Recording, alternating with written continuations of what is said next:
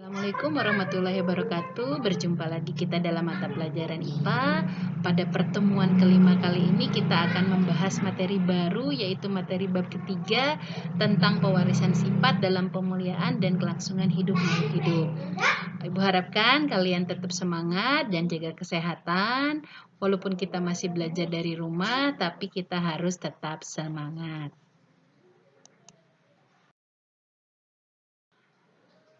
Untuk materi bab ketiga ini tentang pewarisan sifat dalam pemuliaan dan kelangsungan hidup makhluk hidup, materi yang akan kita pelajari mengenai apa saja? Yang pertama adalah tentang materi genetik sebagai dasar pewarisan sifat. Lalu yang kedua adalah tentang hukum pewarisan sifat, di mana kita akan mempelajari tentang hukum Mendel.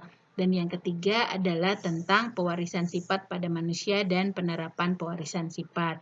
Untuk kesempatan kali ini kita akan mempelajari bagian ke-1 dan sedikit bagian yang kedua.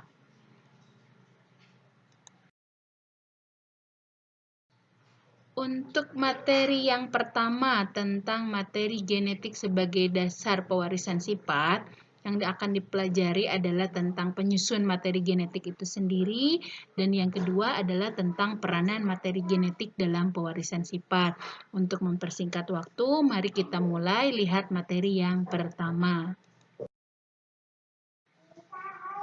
Materi pertama adalah tentang penyusun materi genetik.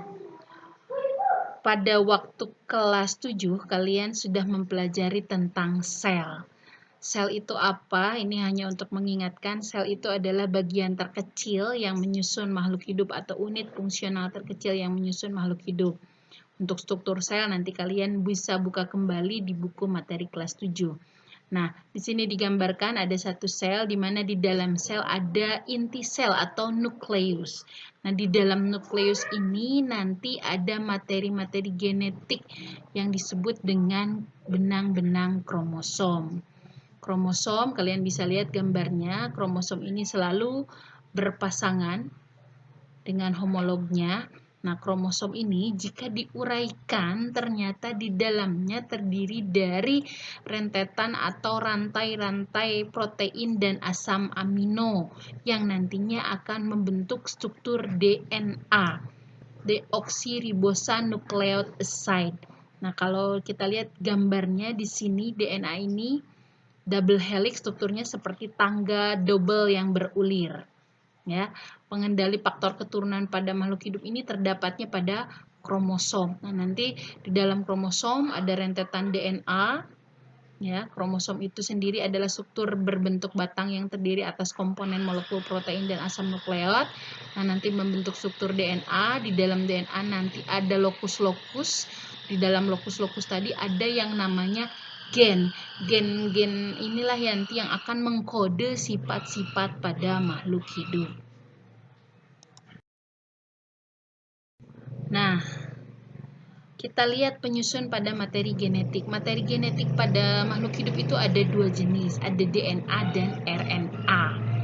Sebetulnya antara DNA dan RNA hampir sama, tapi ada perbedaannya. Kita lihat di sini, kita lihat di gambar. DNA itu kan tadi deoksiribosanoukleot acid, sedangkan RNA itu ribosanukleot acid. Kalau dari strukturnya, DNA itu double helix, tangganya berulir ganda, sedangkan kalau RNA itu single. Ya, kalau dari penyusunnya, gugus fosfat antara DNA dengan RNA sama, kemudian perbedaannya ini terdapat pada gula pentosanya. Gula pentosanya kalau DNA itu deoksiribosa, sedangkan kalau RNA itu gula pentosanya gula pentosa ribosa. Kemudian kalau pada basa nitrogennya, DNA dan RNA hampir sama. DNA memiliki purin dan pirimidin, di mana pada purin ada adenin dan guanin, sedangkan pirimidin jenisnya ada sitosin dan timin. Sedangkan kalau pada RNA, purinnya sama dengan DNA, ada adenin dan guanin, perbedaannya adalah pada pirimidinnya, jenisnya. Kalau tadi DNA ada sitosin dan timin, kalau pada RNA tidak ada timin tapi diganti dengan urasil dan sitosin.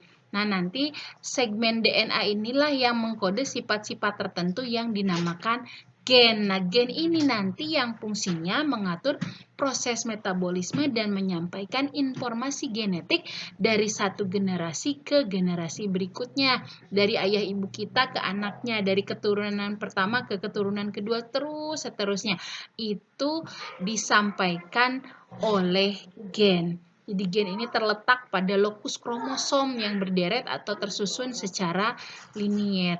Gen yang terletak pada lokus yang bersesuaian pada pasangan kromosom homolog disebut dengan alel. Tadi kan kromosom selalu berpasangan dengan homolognya. Nah, begitu juga dengan gen, karena tadi kromosomnya berpasangan, maka si gen pun berpasangan. Nah, pasangan dari gennya itu disebut dengan alel. Jadi gen inilah yang nantinya akan mengkode sifat-sifat pada makhluk hidup yang akan diturunkan dari satu generasi ke generasi berikutnya. Untuk materi yang kedua adalah peranan materi genetik dalam pewarisan sifat. Pada genetika dikenal ada dua sifat, yaitu sifat yang dominan dan sifat yang resesif. Apa itu sifat yang dominan? Sifat yang dominan adalah sifat yang menguasai, sedangkan sifat resesif adalah sifat yang dikuasai. Misalnya, ayahnya berambut keriting, sedangkan ibunya berambut lurus. Maka nanti keturunannya, jika yang keriting lebih dominan secara genetik, maka kemungkinan besar keturunannya akan lebih banyak muncul yang keriting.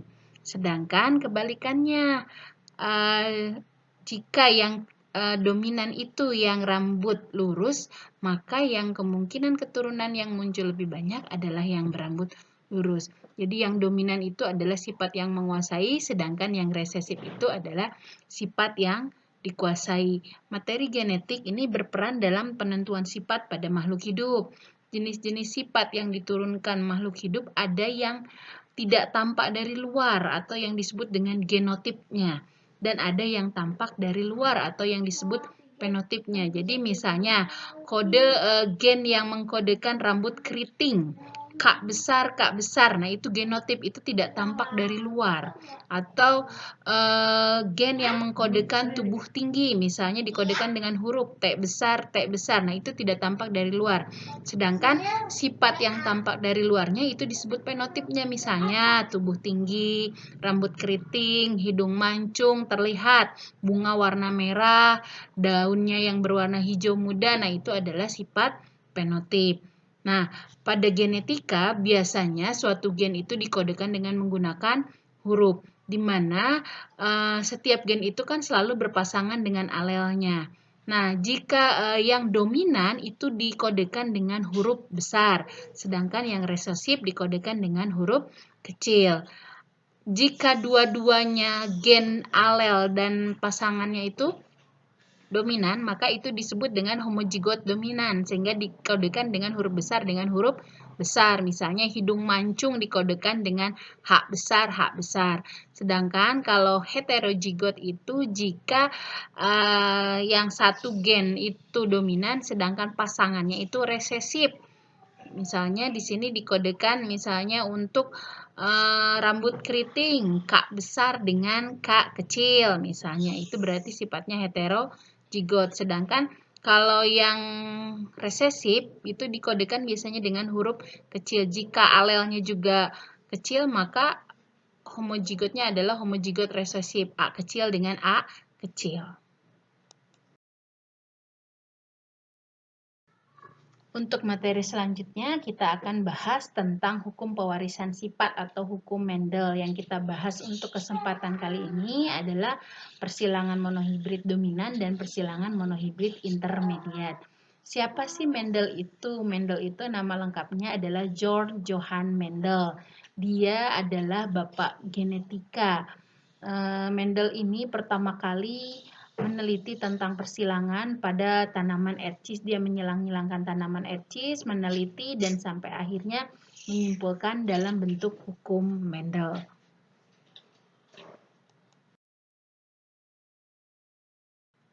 Baik, kita akan mulai membahas yang pertama adalah persilangan monohibrid dominan atau hukum Mendel 1. Persilangan monohibrid dominan merupakan persilangan dengan satu sifat beda yang menghasilkan keturunan dengan sifat dominan dan resesif. Tadi sudah dibahas, yang dominan itu yang sifat menguasai, sedangkan resesif adalah sifat yang dikuasai. Di sini dicontohkan ada dua indukan, satu bunga berwarna ungu dan satu bunga berwarna putih. Ketika disilangkan, ternyata keturunan pertamanya semua berbunga warna ungu.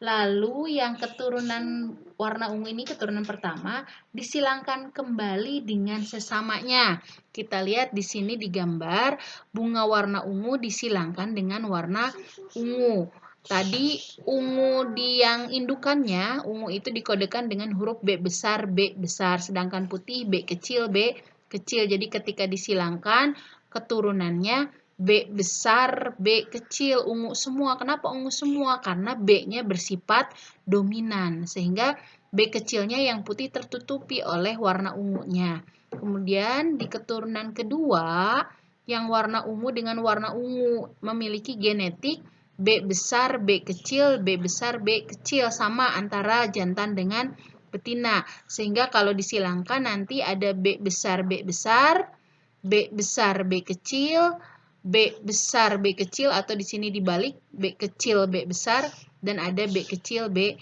kecil. Nah, kalau B besar sudah jelas ini dominan, berarti warnanya ungu. B besar, B kecil juga ungu. Kenapa? Karena yang B besar sifatnya dominan. Sedangkan yang B besar, B kecil, B besar, B kecil juga sama ungu. Kemudian yang B kecil ini warnanya putih karena dia sifatnya resesif.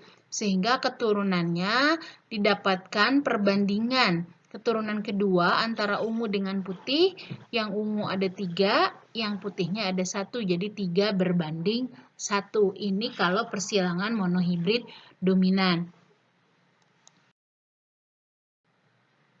Kita akan lihat bagaimana kalau persilangan monohibrid intermediate. Nah, persilangan monohibrid ini, yang intermediate ini adalah persilangan dengan satu sifat beda yang memunculkan sifat intermediate. Jadi sifat dominannya tidak penuh. Jadi tidak mau saling mengalahkan antara sifat dominan dengan resesifnya. Jadi dua-duanya nanti bercampur. Di sini kita lihat ada bunga berwarna putih dengan bunga berwarna merah. Di sini dikodekan yang putih CW white, sedangkan yang merah CR, C red, dan C red. Ini hasil keturunan pertamanya CR dan CW, CR, C red, C white. Nah, ini warnanya bukan merah, tapi merah muda atau pink. Kenapa? Karena sifatnya tidak mau saling mengalahkan, sehingga yang muncul adalah sifat gabungan. Lalu, kalau yang keturunan pertama ini kita silangkan lagi dengan keturunan yang pertama, CR dengan CW, kita silangkan antara CR dengan CW dan CR dengan CW. Maka dihasilkan ada CR-CR, ada CR-CW, ada CR-CW, dan ada CW-CW. Jadi CR-CR ini nanti yang warnanya merah, CR-CW ini ada 2 di sini. Karena tadi intermediate, ini bukan merah, jadi warnanya merah muda atau pink, dan C-white, CW-CW berarti yang putih, sehingga rasio fenotip F2-nya atau perbandingan keturunan keduanya ada merah muda, dan ada putih, yaitu yang merahnya 1, yang merah mudanya 2, dan putihnya 1. 1 banding 2 banding 1. Terlihat perbedaan antara yang monohibrid dominan dengan yang monohibrid intermediate. Kalau monohibrid dominan tadi perbandingannya 3 berbanding 1, kalau yang intermediate 1 banding 2 banding 1. Baik, untuk materi kali ini cukup sekian. Untuk memperjelas, kalian bisa mempelajari kembali dari buku paket dan buku modul, dibaca buku paket dan buku modulnya. Dari Ibu cukup sekian, semoga dapat dipahami. Sampai berjumpa lagi di lain kesempatan. Jangan lupa like, comment, and subscribe. Thank you, dadah.